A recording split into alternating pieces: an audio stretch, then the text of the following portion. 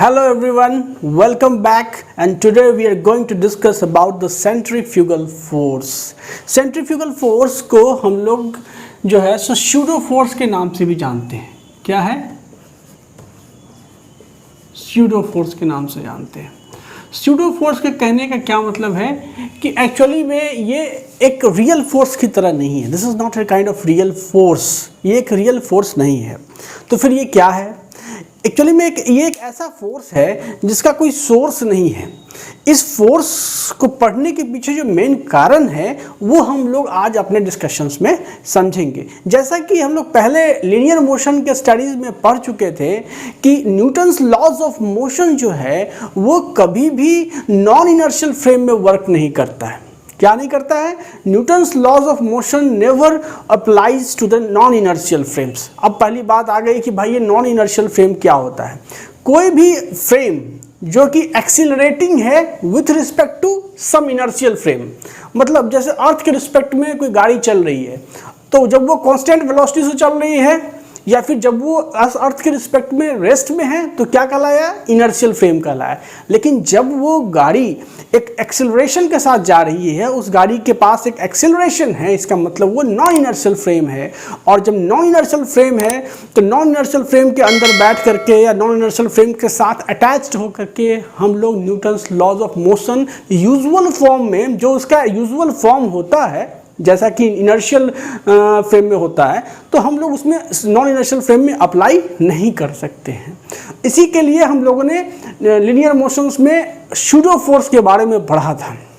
पहले उस कंसेप्ट को रिकॉल करते हैं, अपनी बाध्यता को समझते हैं कि हम स्यूडो फोर्स लाते हैं क्यों पिक्चर में। जब होता ही नहीं है तो फिर लाने की ज़रूरत क्यों पड़ती है, हम लोग आज इसको स्टडी करते हैं। तो देखिए, लीनियर मोशन में पहले एक एग्जाम्पल को समझिए कि सपोज करिए कि ये एक मूविंग कार्ट है। This is a moving cart, ठीक है। इसमें मैंने लगा दिया, ये कार्ट जो है सो मूविंग है। अब हवा में तो मूविंग होगा नहीं, ऑब्वियसली एक सरफेस होगा जिस पे ये कार्ट चल रही है। इस कार्ट के पास क्या है? एक्सीलरेशन क्या है इसके पास? ए एक्सीलरेशन से ये कार्ट चल रही है। ओके, इसके अंदर जो है एक बॉब जो है सर स्ट्रिंग के सहारे जो है सो टंगा हुआ है, ठीक है। तो जब एक्सेलरेशन में चल रही है तो इसके अंदर जो बॉब है वो स्ट्रिंग के सहारे, ये मान लीजिए बॉल है और ये जो है सो अटैच्ड है स्ट्रिंग के साथ जो है सो, ठीक है। और ये जो कार्ट है वो ए एक्सेलरेशन से जा रही है। तो अब अगर इस बॉब का जो स्ट्रिंग के सहारे, ये क्या है? स्ट्रिंग है, इसका मोशन अगर कोई ग्राउंड मतलब इनर्शियल फ्रेम में बैठा हुआ ऑब्जर्वर, ठीक है, अगर इसका जो मतलब ये है, इसके डायनेमिक्स को अगर ये बाहर बैठा हुआ ऑब्जर्वर अगर स्टडी करेगा तो इस पे कैसे स्टडी करेगा? इनर्शियल फ्रेम है, ये जो पर्सन है, ये जो बंदा है वो क्या है? इनर्शियल फ्रेम के साथ अटैच्ड है। इसको आप बोलिएगा this is a inertial observer, inertial observer, या आप कह सकते हो इनर्शियल फ्रेम, ठीक है। इनर्शियल फ्रेम भी आप इसको कह सकते हो। तो इस फ्रेम के साथ ये ऑब्जर्वर अटैच्ड है, वो देख रहा है कि एक कार्ट जो है ए एक्सेलरेशन से जा रही है और उसमें एक पेंडुलम जो है वो वर्टिकल के साथ थीटा एंगल बनाए हुए है, ठीक है। तो अब वो जब स्टडी करेगा इसके डायनेमिक्स को कि भाई इस तरह के एक्टिविटी के लिए कौन कौन सा फोर्स रिस्पॉन्सिबल है, तो वो क्या बोलेगा कि वो बोलेगा कि ये पेंडुलम हुआ, इस पेंडुलम पे एक mg, अगर m मास का मान लो कि ये बॉब है तो इसका वेट हो गया mg नीचे की ओर, स्ट्रिंग के अंदर जो टेंशन फोर्स है T वो इधर की ओर, ठीक है। तो कहने का मतलब क्या हुआ कि कहानी कुछ इस तरह की हुई कि ये रहा आपका नॉर्मल, ये रहा आपका बॉब, ठीक है, और इस ऑब्जर्वर के रिस्पेक्ट में मैं बात कर रहा हूँ, ये एंगल हो गया थीटा एंगल। इस पे एक फोर्स लग रहा है नीचे की ओर, जिस फोर्स को इसने कहा mg weight, tension force T इधर की ओर लग रहा है। ये कौन देखा? इस ऑब्जर्वर ने देखा जो इनर्शियल फ्रेम के साथ बैठा हुआ, जो अर्थ पे बैठ करके इस कार्ट के एक्सेलरेटेड होता हुआ देख रहा है। तो अब बताओ कि इस टेंशन फोर्स का दो कंपोनेंट होगा, एक कंपोनेंट हुआ इधर, एक कंपोनेंट हुआ इधर, ठीक है। तो ये एंगल थीटा है तो ये भी एंगल थीटा निकल गया। इससे वो निकाल लिया है क्या चीज़ कि ये जो टेंशन फोर्स का जो ये कंपोनेंट है वो कितना हो जाएगा? तो ये हो जाएगा T cos T, सॉरी ये हो जाएगा T sin theta, T sine theta, और जो वर्टिकल कंपोनेंट है वो क्या हो जाएगा टी कॉस थीटा। अब वो आराम न्यूटन्स लॉ लगाएगा तो क्या लिखेगा कि चूंकि जो है सो इसको क्या दिखेगा कि ये जो बॉब है वो भी ए एक्सिलरेशन के साथ ही जा रहा है, ठीक है। जब ये काट ए एक्सिलरेशन के साथ जा रहा है तो of course this bob is also moving with an acceleration A. तो अब बताएगा ये जब न्यूटन्स लॉ अप्लाई करेगा बंदा इसमें तो कहेगा क्या चीज़ कि इस बॉब के पास तो क्या है, इस डायरेक्शंस में एक एक्सिलरेशन है, क्या चीज़ ए। तो वो लिखेगा न्यूटन्स लॉ का इस्तेमाल करके कि टी साइन थीटा, ये जो फोर्स है हॉरिजॉन्टल डायरेक्शन में, this is equal to mass of the bob into acceleration A. और वर्टिकल डायरेक्शन में जब वो न्यूटन्स लॉ अप्लाई करेगा तो दोनों फोर्स आपस में बराबर हो जाएंगे, क्योंकि वर्टिकली तो ये बॉब मोशन में है नहीं, केवल वो अपने वर्टिकल के साथ एक एंगल बना रहा है। तो T cos theta is equal to M G, ठीक है। ये उसने डायनेमिक्स का इक्वेशन उसने लिख दिया, ठीक है। ये समझ में इसको बात आ गई, कौन सा फोर्स इस तरह के मूवमेंट के लिए रिस्पॉन्सिबल है, सब इसको दिख गया, ठीक है। अब थोड़ी देर के बाद क्या हुआ कि ये जो ऑब्जर्वर है इसको मन किया कि क्यों ना हम इस काट के अंदर बैठ करके न्यूटन्स लॉज को अप्लाई करें और जाने कि जो इस तरह का जो एक्टिविटी हुआ है उसके पीछे कौन कौन सा फोर्स है। तो ये जाके क्या किया, अंदर बैठ गया। कहाँ, इसके अंदर जो है ये बंदा जा करके इसके अंदर बैठ गया। क्या पर्पस है इसका, ये इसको ऑब्जर्व करना चाहता है। तो ये जो बैठा तो ये बंदा क्या हो गया, ये नॉन इनर्शियल फ्रेम में जाके बैठ गया। क्यों, क्योंकि आपका जो काट है वो खुद ए एक्सेलरेशन के साथ मूव कर रहा है। तो ये जो अब ऑब्जर्वर हो गया वो क्या हो गया, he is in non inertial frame, ठीक है, नॉन इनर्शियल फ्रेम में आके बैठ गया। और जब वो नॉन इनर्शियल फ्रेम में आके बैठ गया तो उसने क्या देखा कि चूंकि ये काट और ये बंदा दोनों ही ए एक्सेलरेशन के साथ टुवार्ड्स दिस डायरेक्शंस मूव कर रहे हैं, तो इस बंदे के रिस्पेक्ट में बॉल का क्या होगा, बॉल रेस्ट में होगा। तो इस बंदे के रिस्पेक्ट में बॉल रेस्ट में होगा तो कहीं ना कहीं ये एक्सेलरेशन वाली बात तो दिखेगी नहीं उसको सिंपली बॉल रेस्ट में दिखाई देगा, ठीक है। तो उसके इस बंदे के रिस्पेक्ट में अगर आप देखो तो ये रहा कहानी इस तरह का, ये रहा बॉब, ठीक है, ये एंगल यहाँ बन रहा है थीटा, ठीक है। टेंशन फोर्स टी इधर की ओर हो गया, तो टेंशन फोर्स टी इधर की ओर तो लगेगा ही, आप इस फ्रेम में बैठो या इस फ्रेम में बैठो, एक्चुअल जो फोर्स होते हैं वो दोनों फ्रेम में सेम होंगे, वो कहीं भाग नहीं जाएंगे। फोर्स नेवर मतलब goes away when you change the frame. Real forces की मैं बात कर रहा हूँ कि रियल फोर्सेस ऐसा नहीं कि बदल जाएगा। तो टेंशन फोर्स तो एक्ट कर ही रहा है जैसा पहले एक्ट कर रहा था, वेट mg नीचे की ओर एक्ट कर रहा है, ठीक है। अब ये देखेगा क्या चीज कि चूंकि ये बॉब तो रेस्ट में है लेकिन इस पे जो टेंशन फोर्स का दो कंपोनेंट है, एक तो ये कंपोनेंट हो गया जो कितना हो गया टी साइन थीटा, और एक वर्टिकल कंपोनेंट हो गया जो क्या हो गया टी कॉस थीटा, ठीक है। तो अब ये बंदा सोचेगा कि इस पे तो एक हॉरिजॉन्टल फोर्स काम कर रहा है टी साइन थीटा नाम का, लेकिन ये रेस्ट में है। तो न्यूटन्स लॉज के हिसाब से तो ऐसा होना नहीं था, क्योंकि अगर ये इस ऑब्जर्वर के रिस्पेक्ट में ये जो बॉल है, ये जो बॉब है, अगर ये रेस्ट में है तो कहीं ना कहीं इस पे सारे फोर्सेस काउंटर बैलेंस होने थे न्यूटन्स लॉज के हिसाब से। लेकिन आप क्या देख रहा है ये बंदा कि नहीं, इस पे तो फोर्स लग रहा है T sine theta horizontal direction में, तो न्यूटन्स लॉ तो ये अप्लाई करने से रहा, क्योंकि न्यूटन्स लॉ तो वैलिड हुआ नहीं इसके साथ। तो ये बंदा क्या करता है कि मतलब न्यूटन्स लॉज वैलिड हो इसके लिए वो इस बॉल पे एक सूडो फोर्स अपोजिट डायरेक्शंस में लगा देता है।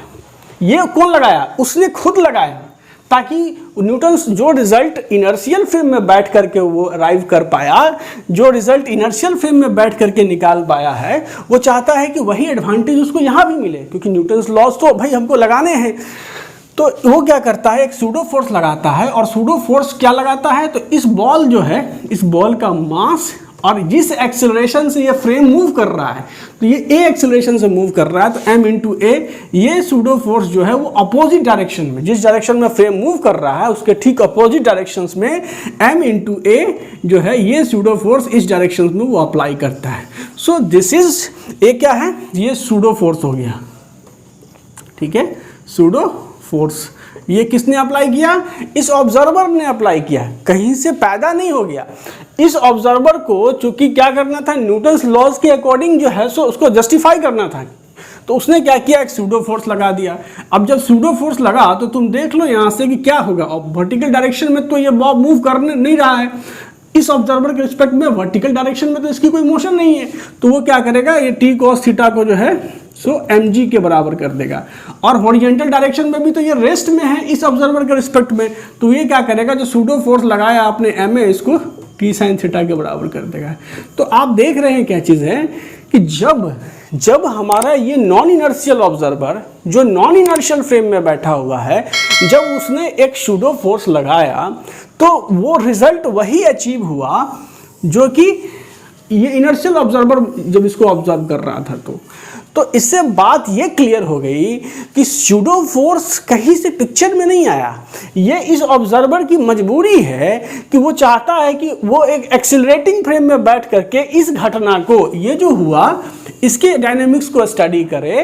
तो इसके डायनेमिक्स को इसी फ्रेम में बैठ करके ऑब्जर्व करने के लिए उसको इस ऑब्जेक्ट पे एक सूडो फोर्स लगाना पड़ा m into A, opposite to m into A क्या है, किस डायरेक्शन लगाना पड़ा, तो opposite to the direction of the motion of frame. तब जाकर के वो न्यूटन्स लॉज अप्लाई कर पाया यूजुअल फॉर्म में। तो ये तो बात आप समझ गए कि सूडो फोर्स लगाने के पीछे जो मजबूरी है किसी ऑब्जर्वर की वो क्या है, वो ये है कि सूडो फोर्स आप कब लगाएंगे। अगर सपोज करिए ये बंदा होता, अगर यहाँ से देखते तो कोई सूडो फोर्स पिक्चर में नहीं आता। सूडो फोर्स इस ऑब्जर्वर के रिस्पेक्ट में पिक्चर में आया जब आप नॉन इनर्शियल फ्रेम में बैठ गए जाकर के। और किसने लगाया, इसी ऑब्जर्वर ने लगाया, ताकि आपको वही रिजल्ट अचीव हो जो रिजल्ट एक इनर्शियल ऑब्जर्वर को अचीव हो रहा था। ठीक है, तो ये थी सूडो फोर्स का कंसेप्ट। अब बोलोगे कि यार ये यहाँ से उठ के यहाँ क्यों बैठ जाएगा, क्योंकि एनालिसिस जो है, जब आप डायनेमिक्स की स्टडी करते हो तो ये एनालिसिस काफ़ी ईजी हो जाता है जब आप नॉन इनर्शियल फ्रेम में बैठ करके चीज़ों को ऑब्जर्व करने लगते हैं। तो जब एनालिसिस ईजी हो जाता है तो उसका एक भुगतान आपको करना पड़ता है कि आपको सूडो फोर्स लगाने पड़ते हैं। तो ये तो बात हो गई जब आपका मूवमेंट क्या हो रहा है, लीनियर मोशन में जब बात हो रही है, क्या हो रही है, लीनियर मोशन में, जब ऑब्जेक्ट लीनियरली मूव कर रहा है। लेकिन अब जो मैं बात करने जा रहा हूं इसके आगे, वो होता है कि जब आपका फ्रेम ऑफ रेफरेंस एक कांस्टेंट एंगुलर वेलोसिटी से रोटेट करता है, तब किस तरह का फोर्स लगाना पड़ता है। तो friends, we have calculated the amount of pseudo force which we have to apply when we observe an object, ठीक है, from a non-inertial frame, that is from a frame that is accelerating। और हम लोगों ने क्या निकाला, हम लोगों ने ये निकाला कि अगर if a frame translate with respect to an inertial frame with acceleration a node, one must assumes the existence of a pseudo force minus m into a acting on the particle of mass m। मतलब हमने निकाला कि अगर हम किसी भी object के motion को, जैसे अभी कर रहे थे कि ये एक आपका बॉब था जो स्ट्रिंग के साथ अटैच्ड था, ठीक है, और ये जो है सो एक एक्सिलरेटिंग कार्ट में मूव कर रहा था। ठीक है, ये एक एक्सेलरेटिंग कार्ट में मूव कर रहा था, जिस कार्ट का एक्सेलरेशन क्या था, a था। ठीक है, और हमारा ऑब्जर्वर जो है सो जा करके बैठ गया था इसी नॉन इनर्शियल फ्रेम में जो एक्सेलरेटिंग है। ठीक है, और जब इसका मोशन ऑब्जर्व करना था तो उसने क्या किया, इस ऑब्जेक्ट पे एक अपोजिट डायरेक्शन में, इस फ्रेम के मोशन के अपोजिट डायरेक्शन में क्या सूडो फोर्स लगाया। तो मास अगर इस बॉब का m है तो m और इनटू एक्सेलरेशन a, ये जो है से सूडो फोर्स लगाया। और इस सूडो फोर्स को लगाने की वजह से इसके पास एडवांटेज हो गया कि वो वही रिजल्ट निकाल पाया जो कि एक इनर्शियल ऑब्जर्वर जो इस फ्रेम से बाहर बैठ करके इस घटना को ऑब्जर्व कर रहा था, अर्थ फ्रेम में बैठ करके इस घटना को ऑब्जर्व कर रहा था, उसको वही रिजल्ट मिला जो इस नॉन इनर्शियल ऑब्जर्वर को मिला। मतलब कहीं ना कहीं आपको क्या पता चल गया, आपको ये पता चल गया कि आप न्यूटन्स लॉ आप नॉन इनर्शियल फ्रेम में बैठ के भी अप्लाई करने की स्थिति में है अगर आप सूडो फोर्स को सही डायरेक्शंस में अप्लाई करते हैं। वो सूडो फोर्स किसी भी रियल फोर्स की तरह नहीं है, वो सूडो फोर्स इस ऑब्जर्वर को इस ऑब्जेक्ट पे लगाना पड़ा। ठीक है, इसका कोई सूडो फोर्स का कोई ओरिजिन नहीं है, लेकिन चूंकि आप इनर्शियल फ्रेम में बैठ करके ऑब्जेक्ट के मोशन को स्टडी करना चाहते हैं और साथ में न्यूटन्स लॉज को अप्लाई करना चाहते हैं, तो वो तभी कर पाइएगा जब आप सूडो फोर्स लगा पाते हैं।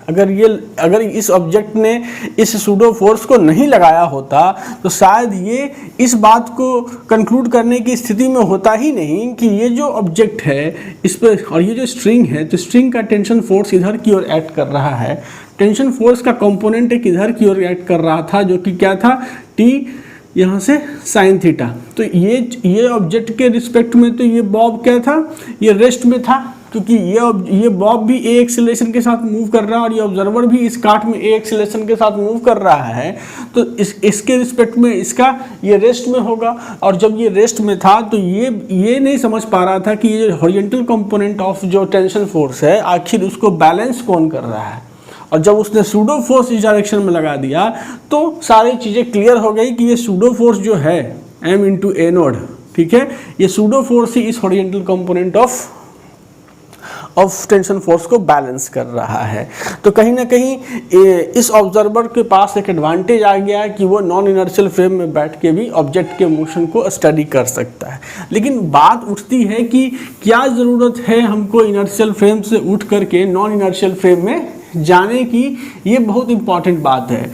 तो इस बात को आप समझिए कि जब आप प्रॉब्लम्स को सॉल्व करेंगे, ठीक है, जब आप प्रॉब्लम्स को सॉल्व करेंगे तो आपको ऐसा ज़रूरत पड़ेगा कि आप मतलब इक्वेशंस के सिंप्लिसिटी की वजह से, एनालिसिस के सिंप्लिसिटी के कारण आपको क्या होता है कि कभी कभी इनर्शियल फ्रेम से उठ करके नॉन इनर्शियल फ्रेम में बैठना होता है, क्योंकि इससे आपका इक्वेशंस इजी हो जाता है, आप चीज़ें जल्दी डिराइव कर पाते हैं। तो ये मजबूरी है कि आपको नॉन इनर्शियल फ्रेम में भी ऑब्जेक्ट के डायनेमिक्स को अगर स्टडी करना है तो आपको सूडो फोर्स लगाना पड़ेगा। ये बात तो हो गई ट्रांसलेटरी मोशन की, जब लीनियर मोशन हो रहा था तो उस समय कितना सूडो फोर्स लगाना पड़ा वो आप समझ गए। लेकिन अगर आपका फ्रेम ऑफ रेफरेंस, जैसे इस केस में क्या था कि ये इधर की ओर ये ट्रेन चल रहा था, लेकिन अगर आपका फ्रेम ऑफ रेफरेंस रोटेटिंग होगा तो उस केसेस में सूडो फोर्स क्या लगाना पड़ेगा और उस केसेस में जो सूडो फोर्स होगा उसको क्या कहते हैं। यही हमारा सेंट्रीफ्यूगल फोर्स का डिस्कशन का पार्ट होने वाला है। So we have a case here that what pseudo force is needed, किसको जरूरत है, इस ऑब्जर्वर को जो इनर्शियल फ्रेम में, जो रोटेटिंग फ्रेम में बैठा हुआ है, ठीक है। So what pseudo force is needed if the frame of reference rotate at constant angular velocity omega with respect to the inertial frame. मतलब कि कितना सूडो फोर्स तब लगाना पड़ेगा जब आप एक रोटेटिंग फ्रेम में जाके बैठ जाते हैं जो एक कांस्टेंट एंगुलर वेलोसिटी ओमेगा के साथ रोटेट कर रहा है, तब सूडो फोर्स ऑब्जर्वर को क्या लगाना पड़ेगा ताकि न्यूटन्स लॉज को यूजुअल फॉर्म में, जो वो इनर्शियल फ्रेम में बैठ करके अप्लाई करता था वैसे ही वो नॉन इनर्शियल फ्रेम में बैठ करके भी न्यूटन्स लॉ लगा पाए। उसके लिए उसको क्या सूडो फोर्स अप्लाई करना पड़ेगा तब जब फ्रेम रोटेटिंग हो। उसी का एक केस हम लोग देख रहे हैं कि ये क्या है, ये ब्लैक लाइन से जो बना हुआ है, this is a closed cabin, ठीक है, क्लोज्ड केबिन है और इस केबिन के अंदर में एक m मास का ब्लॉक रखा हुआ है जो हैवी है और इस केबिन के जो ग्राउंड सरफेस है, जो केबिन का जो सरफेस है और जो ब्लॉक का सरफेस है, इसके बीच में सफिशिएंट फ्रिक्शन फोर्स एग्जिस्ट करता है, ठीक है। इसके बीच में क्या होता है, फ्रिक्शन एग्जिस्ट करता है और ये जो केबिन है वो इस जेड एक्सिस के अराउंड रोटेट होता है with a uniform angular velocity omega, ठीक है। तो जो केबिन है, ये केबिन एंगुलर वेलोसिटी ओमेगा से जेड एक्सिस के अराउंड रोटेट होता है, बाकी आपका एक्स और वाई एक्सिस इसी केबिन के अंदर पड़ा हुआ है, ठीक है। ये जो ऑब्जेक्ट है m मास का, ये ऑब्जेक्ट इस एक्सिस के से r डिस्टेंस की दूरी पे लोकेटेड है। This is the distance r, ठीक है, of the object from the axis of rotation. तो अगर इस जो एक्टिविटी ये जो हो रही है इसको हम अगर ग्राउंड के फ्रेम में ऑब्जर्व करते हैं, अभी हम छोड़ देते हैं केबिन के अंदर, इस ऑब्जर्वर को बाहर निकाला और मैंने कहा कि तुम ग्राउंड के फ्रेम में पहले बैठ करके बताओ कि क्या तुम देख पा रहे हो, किस तरह का फोर्सेस काम कर रहा है। ये जो ऑब्जर्वर जो ग्राउंड के फ्रेम में है ये क्या है, ये इनर्शियल ऑब्जर्वर है, इनर्शियल ऑब्जर्वर है। क्योंकि हम मानते हैं कि जो मेरा ग्राउंड है वो अपने आप में एक इनर्शियल फ्रेम है। तो इसके फ्रेम में बैठ करके ये इस ऑब्जेक्ट के डायनामिक्स को स्टडी करना चाहता है। तो भैया स्टडी करना चाहता है तो एक तो बात यहाँ क्लियर है कि इस ऑब्जर्वर को ये ऑब्जेक्ट रोटेट करता हुआ दिखाई देगा केबिन के साथ, ठीक है। केबिन भी रोटेट कर रहा है और ये ऑब्जेक्ट भी उतनी ही एंगुलर वेलोसिटी के साथ ऑब्जेक्ट कर रहा है, क्योंकि स्लिपिंग नहीं हो रही है। मतलब कि केबिन का एंगुलर वेलोसिटी ओमेगा है तो ऑब्जेक्ट का भी एंगुलर वेलोसिटी ओमेगा होगा। अब ये जो ऑब्जेक्ट है वो क्या हो रहा है कि ये इस ऐसे रोटेट करेगा, मतलब ये आर रेडियस के सर्किल में रोटेट करेगा। तो object from reference to the ground observer, ठीक है, ग्राउंड ऑब्जर्वर के रिस्पेक्ट में ये ऑब्जेक्ट इस एक्सिस के अबाउट आर रेडियस में रोटेट करता हुआ उसको दिखेगा। और चूंकि इस ऑब्जर्वर को ये ऑब्जेक्ट आपको रोटेट करता हुआ दिख रहा है तो इसका मतलब क्या है कि उसको ये समझ में आ गया कि वो सर्कुलरली रोटेट कर रहा है। इसका मतलब है कि इस ऑब्जेक्ट का एक एक्सेलरेशन जो है सो टुवार्ड्स द एक्सिस है, टुवार्ड्स द ओरिजिन है, इसका एक एक्सेलरेशन होगा। तो इसका जो ऑब्जेक्ट का एक्सेलरेशन होगा वो क्या होगा इस ऑब्जर्वर के रिस्पेक्ट में, तो एक्सेलरेशन ऑफ द ब्लॉक, इस ब्लॉक का जो एक्सेलरेशन होगा, ठीक है, वो क्या होगा, वो होगा v² बाई आर। कहाँ होगा, तो towards the origin on Z axis, ठीक है। और आप जानते हो कि v जो होता है velocity v is equal to omega into R, ये रिलेशंस हमने पिछले वीडियो में डिराइव कर लिया है, ठीक है, कि linear velocity v is equal to omega into R, क्योंकि यहाँ v लीनियर वेलोसिटी था। तो जब इस वैल्यू को तुम इस इक्वेशन में डालोगे तो एक्चुअली में एक्सेलरेशन क्या आ जाएगा, ओमेगा² आर एक्सेलरेशन के साथ ये ऑब्जेक्ट इस एक्सिस के अराउंड सर्कुलर मोशन में है, ठीक है। अब ये ऑब्जेक्ट अगर सर्कुलर मोशन में है तो इस पे एक एक्सेलरेशन ये ऐड कर रहा है टुवार्ड्स द सेंटर।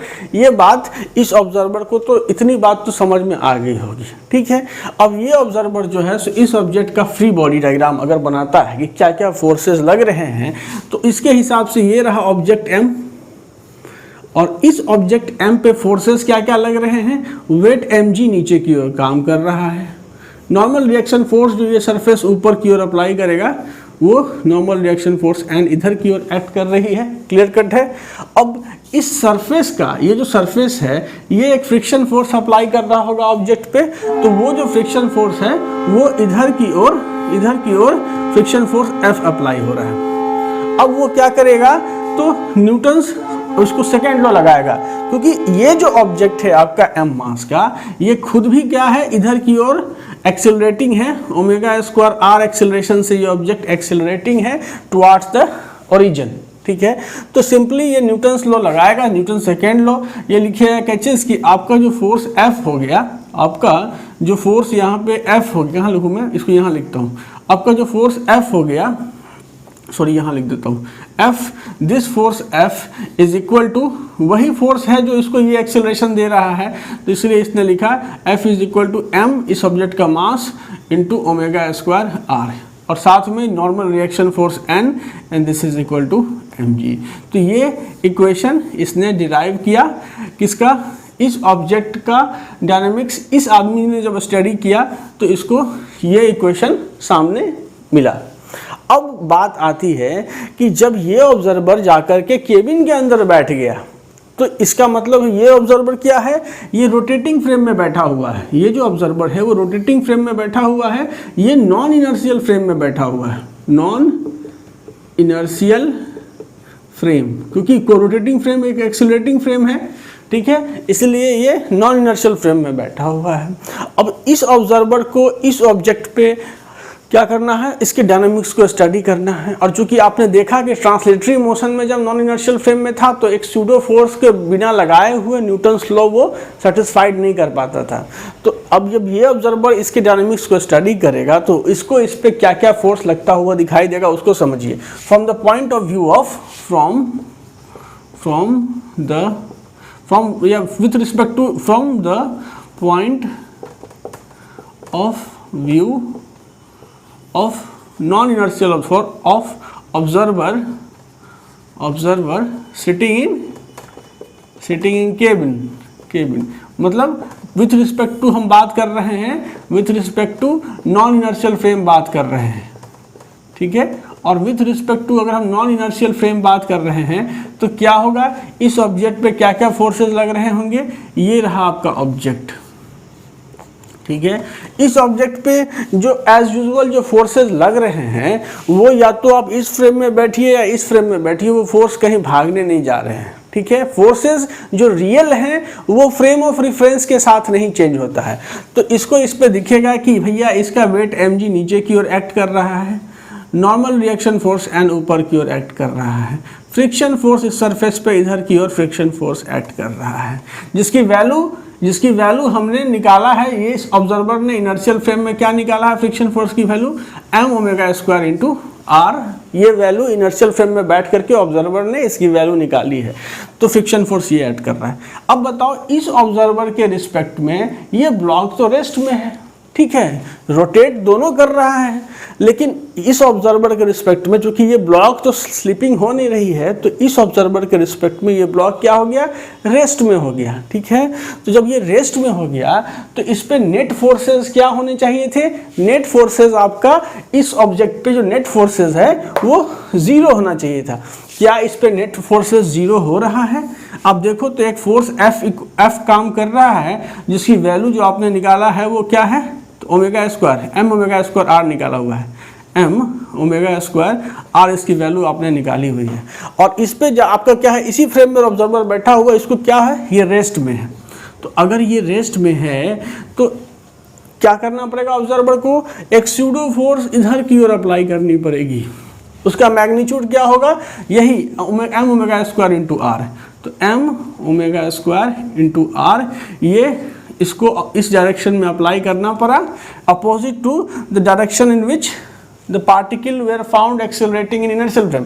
तो इसको m ओमेगा स्क्वायर अप्लाई करना पड़ा, और तब जब वो इक्वेशन लिखेगा तो लिखेगा F is equal to m omega square r, क्योंकि ऑब्जेक्ट रेस्ट में है तो Newton from the Newton first law net forces उस एक्ट नहीं कर रहा होगा, तो F equal to omega square r और n is equal to mg।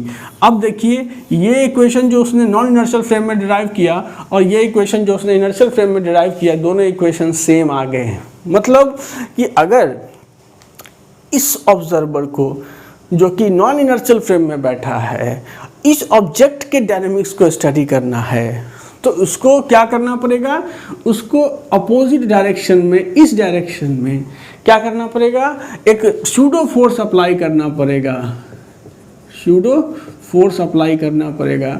और उस स्यूडो फोर्स का मैग्नीट्यूड क्या होगा, मास ऑफ द ऑब्जेक्ट, ठीक है, इनटू एंगुलर वेलोसिटी। इस ऑब्जेक्ट का जो एंगुलर वेलोसिटी है तो omega square, square of angular velocity into the distance from the axis of rotation, तो r।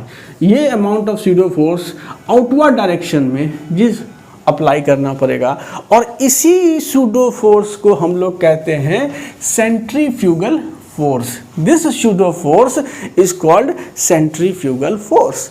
तो अब बात आ गई कि इस स्यूडो फोर्स को अप्लाई किसने किया, किसने लगाया इसको आउटवर्ड डायरेक्शन में, इस ऑब्जर्वर ने लगाया आउटवर्ड डायरेक्शंस में।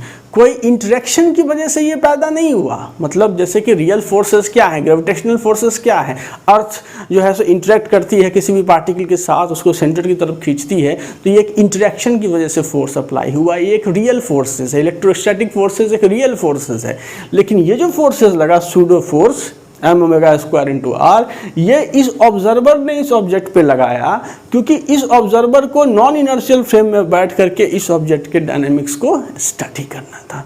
तो कहीं ना कहीं ये बात समझ जाइए कि अगर आप इस ऑब्जर्वर के रिस्पेक्ट में बात करते हैं, जो लिफ्ट जो केबिन के बाहर बैठा हुआ है, तो इसके रिस्पेक्ट में इस ऑब्जेक्ट में कोई स्यूडो फोर्स नहीं लगता। न्यूटन्स लॉ इसने आसानी से लगा लिया, सेकेंड लॉ, और उसने इक्वेशंस भी डिराइव कर लिए। आपका जो इक्वेशन आया था वो इसने यहाँ पे डिराइव कर लिया। लेकिन इस ऑब्जर्वर के लिए स्यूडो फोर्स लगाना उसकी एक बाध्यता हो गई, क्योंकि तभी जाकर के वो न्यूटन्स लॉज के हिसाब से उस पार्टिकल के डायनेमिक्स को समझा पा सकता है, एक्सप्लेन कर पा सकता है। ठीक है, तो समझ जाइए स्यूडो फोर्स जैसा प्रैक्टिकली कोई चीज़ होता नहीं है। अब बात आ जाती है कि जब स्यूडो फोर्स नहीं हुआ तो उसको लगाना क्यों पड़ा, क्यों लगाया उसने? क्योंकि उसको नॉन इनर्शियल फ्रेम में क्या होता है कि जब आप एक रोटेटिंग फ्रेम में बैठ गए जाकर के तो ये रेस्ट में आ गया ऑब्जेक्ट। अब इसका डायनामिक्स को स्टडी करना काफ़ी आसान हो गया। तो जो एडवांटेज मिलता है जब आप इनर्शियल फ्रेम से बैठ उठ करके नॉन इनर्शियल फ्रेम में ट्रांसलेट कर जाते हैं तो आपको एक एडवांटेज मिलता है कि आपका एनालिसिस थोड़ा इजी हो जाता है। अभी जो खरा सिंपल सा केस है तो आपको नहीं इतना पता चल रहा होगा, लेकिन जब हम लोग एडवांस प्रॉब्लम करेंगे तो आपको खुद रियलाइज़ होगा कि जैसे ही हमने फ्रेम एक इनर्शियल फ्रेम से रोटेटिंग फ्रेम में ट्रांसलेट किया तो हमारे इक्वेशंस कम हो गए, हमने इजीली उस प्रॉब्लम को सॉल्व कर दिया। लेकिन भुगतान क्या करना पड़ा कि उस ऑब्जेक्ट पे एक सूडो फोर्स सेंट्रीफ्यूगल फोर्स के तौर पे लगाना पड़ा, जिसका मैग्नीट्यूड जो होगा वो उस ऑब्जेक्ट का mass into square of the rotation of that object about the axis into radius of that object, distance of that object about the axis जो है सो हमें करना पड़ा।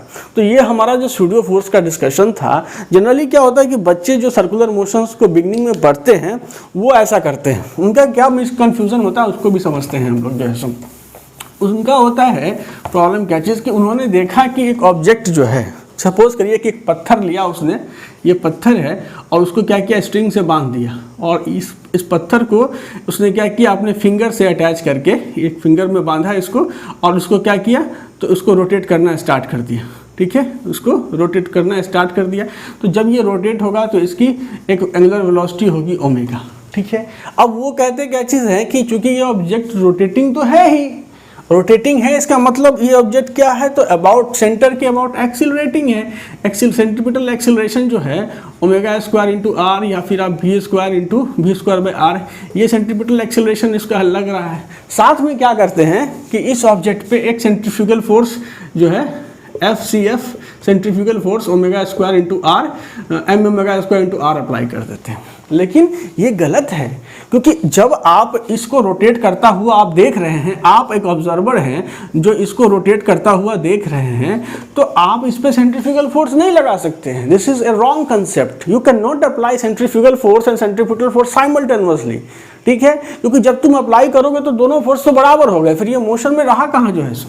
ठीक है, तो तुम नहीं अप्लाई कर सकते हो उसको। हाँ, तुम जब यहाँ से ऑब्जर्व कर रहे थे तो तुम नहीं अप्लाई कर सकते, लेकिन जब तुम खुद जाकर के with respect to the object इसी पत्थर पर जाके बैठ गए, तुम्हारा फ्रेम ऑफ रेफरेंस इस पत्थर के साथ अटैच हो गया। ठीक है, तो with respect to the object, क्या with respect to object that is moving, अब जब तुम्हारा फ्रेम इस पत्थर में जाके अटैच हो गया तो पत्थर का फ्रेम के रिस्पेक्ट में कोई रिलेटिव मोशन नहीं हो रहा है। ठीक है, अब रिलेटिव मोशन अगर कुछ फ्रेम के रिस्पेक्ट में नहीं हो रहा है तो देखो फोर्सेस क्या क्या एक्ट कर रहे हैं। ये तो तय है कि ये जो ऑब्जेक्ट है उस पर एक फोर्स इधर की ओर टेंशन फोर्स काम कर रहा होगा T, क्योंकि सेंट्रीपिटल फोर्स तो टेंशन ही नहीं प्रोवाइड कर रहा। आप उंगली से उसको उस ऑब्जेक्ट को जब आप नचाते हो तो आप क्या करते हो, उंगली से थोड़ा पुलिंग करते हो। वो जो टेंशन फोर्स आप स्ट्रिंग में जनरेट करते हो अपने फिंगर को पुल करके, ठीक है, वही टेंशन फोर्स इस ऑब्जेक्ट के लिए सेंट्रीपिटल फोर्स की तरह एक्ट करता है। ठीक है, तो ये टेंशन फोर्स तो इसको पता है कि टेंशन फोर्स एक्ट कर रहा है टुवर्ड्स द सेंटर। ठीक है, और ये ऑब्जेक्ट क्या है तो टुवर्ड्स द सेंटर मूव भी नहीं कर रहा है। इस पे बैठे हुए ऑब्जर्वर को क्या लगेगा कि इस ऑब्जेक्ट पे जो है ये जो ऑब्जेक्ट है इस ऑब्जेक्ट पे टेंशन फोर्स T इधर लग रहा है, लेकिन ये इधर की ओर मूव भी नहीं कर रहा है। ठीक है, इसका मतलब क्या है कि ये अब यहाँ जो बैठा हुआ फ्रेम है, यहाँ ऑब्जर्वर है, वो ऑब्जर्वर क्या करेगा, चूंकि ये रेडियली इक्विलिब्रियम में है, ये जो ऑब्जेक्ट है वो क्या है, रेडियली क्या है, इक्विलिब्रियम में अगर ये ऑब्जेक्ट है, ठीक है, ये सेंटर की तरफ मूव भी नहीं कर रहा है, लेकिन सेंटर के टुवर्ड्स उस पर एक्सेलरेशन है, इस पे एक टेंशन फोर्स एक्ट कर रहा है, तो ये क्या करेगा कि इस पे एक अपोजिट डायरेक्शन में सूडो फोर्स अप्लाई करेगा FCF, जो कि m omega square into R के बराबर हो जाएगा। तो ये जो सूडो फोर्स अप्लाई हुआ वो with respect to the rotating object, न कि बाहर बैठा हुआ ऑब्जर्वर इस पे सूडो फोर्स लगा सकता है, क्योंकि बाहर बैठा हुआ ऑब्जर्वर जो है, जो इसको रोटेट होता हुआ देख रहा है, इनर्शियल फ्रेम में बैठा हुआ ऑब्जर्वर, उसको तो ये सूडो फोर्स लगाने की स्थिति में ही नहीं है। सूडो फोर्स कौन लगाएगा, जो नॉन इनर्शियल फ्रेम में बैठा हुआ, जो इस ऑब्जेक्ट पे जाकर के बैठ गया। ठीक है। और जैसे ऑब्जेक्ट पे जाके बैठा, उसने देखा कि इस ऑब्जेक्ट पे एक टेंशन फोर्स जो है सो टुवर्ड्स द सेंटर एक्ट कर रहा है, और चूंकि टेंशन फोर्स एक्ट करने के बावजूद भी वो सेंटर की तरफ मूव नहीं कर रहा है, वो तो सर्किल में रोटेट कर रहा है, यूनिफॉर्म रेडियस में रोटेट कर रहा है। इसका मतलब है कि उसने कहा कि उसमें एक सूडो फोर्स जो है सो अपोजिट डायरेक्शन पर लगाओ, जो कि क्या होगा, टेंशन फोर्स के बराबर होगा। और आपने निकाला है कि टेंशन फोर्स जो है सो क्या होगा, सेंट्रीपिटल फोर्स के बराबर होगा, m omega square into r के बराबर होगा। तो कहीं ना कहीं टेंशन फोर्स के अपोजिट डायरेक्शन में आपने सूडो फोर्स लगा दिया। तो ये जो मिसकंसेप्शन है जो मैं यहाँ डिस्कस कर रहा था कि ये फ्रेम ऑफ रेफरेंस जो है उसका चीज़ है। सेंट्रीफ्यूगल फोर्स ये कोई यूनिवर्सल चीज़ नहीं है। आप फ्रेम ऑफ रेफरेंस जब रोटेटिंग ऑब्जेक्ट के रिस्पेक्ट में बात करेंगे तभी आप उस पर सेंट्रीफ्यूगल फोर्स लगाने की स्थिति में हैं, ठीक है। दूसरी एक इंपॉर्टेंट बात क्या होती है कि लोग जनरली कंफ्यूज कहाँ होते हैं, हम लोग उसको भी समझ जाए कि आखिर कन्फ्यूज़न आता कहाँ से है, किस वजह से कन्फ्यूज़न आता है, उसको भी एक थोड़ा सा नज़र डालने की ज़रूरत है। इस जैसे सपोज करिए कि आपका ये रहा पत्थर, ये रहा पत्थर, आपने क्या किया, इस पत्थर को रस्सी स्ट्रिंग से बांधा और ये स्ट्रिंग यहाँ ले आया, अपने फिंगर में अटैच किया इसको, और आपने क्या किया, इसको रोटेट करना स्टार्ट कर दिया। ओमेगा के एंगुलर वेलोसिटी के साथ, कांस्टेंट एंगुलर वेलोसिटी के साथ जो है ओमेगा यूनिफॉर्म एंगुलर वेलोसिटी है, उससे क्या किया, रोटेट करना इस ऑब्जेक्ट को स्टार्ट कर दिया। तो आपने क्या किया, इस पर टेंशन फोर्स जो है, आप क्या करोगे, फिंगर से इसको पुल करोगे तो टेंशन फोर्स इस पर ऐसे की ओर ऑब्जेक्ट पे लगेगा, और यही इसको क्या देगा, तो सेंट्रीपिटल क्या देगा, सेंट्रीपिटल फोर्स देगा। ये जो उंगली है इससे क्या करते हो आप, उसको पुल करते हो, पुल करने की वजह से ये जो है सो सर्कुलर पाथ को फॉलो करता है, ठीक है। तो ये जो टेंशन फोर्स टी है यही सेंट्रीपिटल एक्सेलरेशन देता है। होता क्या है कि जब आप उसको नचाते हो तो आप खुद भी महसूस करते होगे that something is pulling your finger, आपका फिंगर आउटवर्ड पुल हो रहा है, मतलब आपका फिंगर जो है वो खींच रहा है, इधर की ओर खींच रहा है, आपको लगेगा कि आपके फिंगर पे एक फोर्स इधर की ओर एक्ट कर रहा है। अब लोग क्या समझते हैं कि ये फोर्स जो आपके फिंगर पे आपका जो स्ट्रिंग जो आपके फिंगर को पुल कर रहा है, तो वो क्या करते हैं, वो कहते हैं क्या चीज़ है कि चूंकि इस ऑब्जेक्ट पे एक सेंट्रीफ्यूगल फोर्स काम कर रहा है, FCF, ठीक है, सेंट्रीफ्यूगल फोर्स काम कर रहा है, सेंट्रीफ्यूगल फोर्स इस ऑब्जेक्ट पे काम कर रहा है, तो वो क्या करते हैं कि चूंकि सेंट्रीफ्यूगल फोर्स इस ऑब्जेक्ट पे काम कर रहा है और यही सेंट्रीफ्यूगल फोर्स स्ट्रिंग के थ्रू ट्रांसमिट होता हुआ आपके फिंगर पे लग रहा है और आपका फिंगर बाहर की तरफ पुल हो रहा है, उनका ये मिसकंसेप्शन होता है। लेकिन एक्चुअली में क्या है कि ऐसा नहीं होता है। तो फिर होता क्या है, क्यों आपका फिंगर जो है सो आपको क्या होता है कि पुल होता है, स्ट्रिंग क्यों आपके फिंगर को पुल करता है, पुल इसलिए करता है कि जब तुम इस फिंगर से जब तुम इधर पुल करते हो तो स्ट्रिंग में टेंशन फोर्स लाते हो, ये टेंशन फोर्स क्या करता है, इस ऑब्जेक्ट को टुवर्ड द सेंटर खींचने की कोशिश करता है। अब जब इसको ये स्ट्रिंग जो है ये क्या किया, इस ऑब्जेक्ट को इधर की ओर खींचेगा, तो क्या ये ऑब्जेक्ट भी तो इसको अपोजिट डायरेक्शन में खींचने की कोशिश करेगा as per the Newton's third law. क्या है, न्यूटन्स थर्ड लॉ लगाओ। थर्ड लॉ जब तुम लगाओगे तो क्या देखा तुमने कि जैसे ही तुम फिंगर से पुल करोगे उस ऑब्जेक्ट को ताकि उसको सेंट्रीपिटल फोर्स दो, तो वो ऑब्जेक्ट भी क्या होगा, पुल होगा। अब वो ऑब्जेक्ट जब पुल होगा तो as per the Newton third law वो भी एक अपोजिट फोर्स लगाएगा टू आउटवर्ड, इधर की ओर अपोजिट फोर्स लगाएगा। अब वो जो अपोजिट फोर्स है वो स्ट्रिंग के थ्रू ट्रांसमिट होकर के आपके फिंगर पे आएगा और आप जो है सो अपने फिंगर में एक बाहर की तरफ, ठीक है, टुवर्ड्स द पेरिफेरी आप एक पुल महसूस करोगे। तो ये जो फोर्स लगाया इस ऑब्जेक्ट ने, इस स्टोन ने, वो क्या है, रिएक्शन फोर्स है। क्या है ये, रिएक्शन फोर्स है। ये रिएक्शन फोर्स किस चीज़ का है, सेंट्रीपिटल फोर्स का रिएक्शन है। सेंट्रीपिटल फोर्स जो आपने लगाया, सेंट्रीपिटल फोर्स का जो है तो ये क्या है, ये रिएक्शन है। सेंट्रीपिटल फोर्स आपने टेंशन के तौर पे लगाया और इसके रिएक्शन में आप जो है सो आउटवर्ड एक फोर्स, ये ऑब्जेक्ट आपको बाहर की ओर खींच रहा है, लेकिन ये सेंट्रीफ्यूगल फोर्स नहीं कहलाएगा। सेंट्रीफ्यूगल फोर्स लगाने की बाध्यता आपको कब आएगी, जब आप इस ऑब्जेक्ट पे जाकर के बैठ जाएंगे, आपका फ्रेम ऑफ रेफरेंस इस ऑब्जेक्ट के साथ अटैच्ड हो जाएगा और जैसे ही फ्रेम ऑफ रेफरेंस इस ऑब्जेक्ट के साथ अटैच्ड होगा तो आपको ये ऑब्जेक्ट रेस्ट में दिखेगा। आपके फ्रेम ऑफ रेफरेंस के रिस्पेक्ट में ये ऑब्जेक्ट रेस्ट में दिखेगा। हाँ, ये स्टोन भी उतना ही एंगुलर वेलोसिटी से मूव कर रहा है जितना कि आपका फ्रेम मूव कर रहा है, और चूंकि ये फ्रेम आपका क्या है, रोटेटिंग फ्रेम हो गया, तो आपको इस ऑब्जेक्ट पे एक सूडो फोर्स लगाना पड़ेगा जिसको FCF बोलते हैं। बात एकदम क्लियर कट है, ठीक है, बात एकदम क्लियर कट है कि सूडो फोर्स लगाने की जो आवश्यकता है वो तब है जब आप उस रोटेटिंग ऑब्जेक्ट के रिस्पेक्ट में बात कर रहे हो, उस पर जा कर के बैठ जा रहे हो। किसी इनर्शियल फ्रेम के रिस्पेक्ट में बात करोगे, सेंट्रीपिटल भी ठोक दोगे, सेंट्रीफ्यूगल भी ठोक दोगे, तो आपका जो कंसेप्ट है वो थ्रू आउट गलत हो जाएगा। ठीक है, अब एक चीज़ और मैं बताना चाहता हूँ कि सेंट्रीपिटल फोर्स क्या है। जो सेंट्रीफ्यूगल फोर्स आपने तब लगाया जब इस रोटेटिंग फ्रेम ऑफ रेफरेंस में ये ऑब्जेक्ट रेस्ट में था, लेकिन अगर इस जो आपका फ्रेम ऑफ रेफरेंस जो यूनिफॉर्म एंगुलर वेलोसिटी के साथ रोटेट कर रहा है, उसमें अगर इस ऑब्जेक्ट की अपनी एक वेलोसिटी होती, इस फ्रेम में बैठा होता ये ऑब्जर्वर और ये फ्रेम रोटेट कर रहा होता और ये ऑब्जेक्ट रेस्ट में नहीं होकर के क्या होता, मोशन में होता, तब सेंट्रीफ्यूगल फोर्स एकमात्र सूडो फोर्स आपको नहीं लगाना पड़ता। एक और सूडो फोर्स पिक्चर में आता है जिसको आप कहते हैं Coriolis force, CORIO, Coriolis force.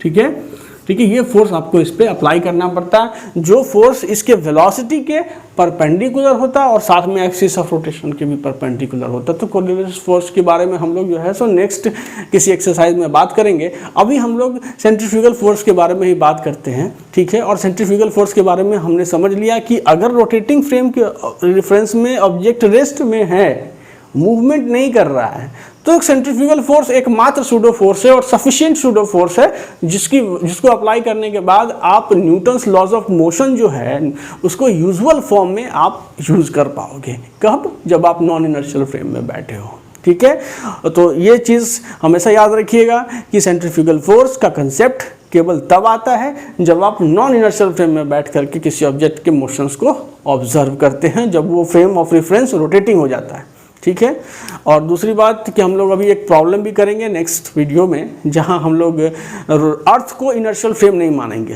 हम मानेंगे कि अर्थ चूंकि रोटेट कर रहा है, अपने एक्सिस के अबाउट रोटेट कर रहा है, तभी दिन और रात हम लोग देखते हैं 24 घंटे में एक चक्कर लगा लेता है अपने एक्सिस के अबाउट।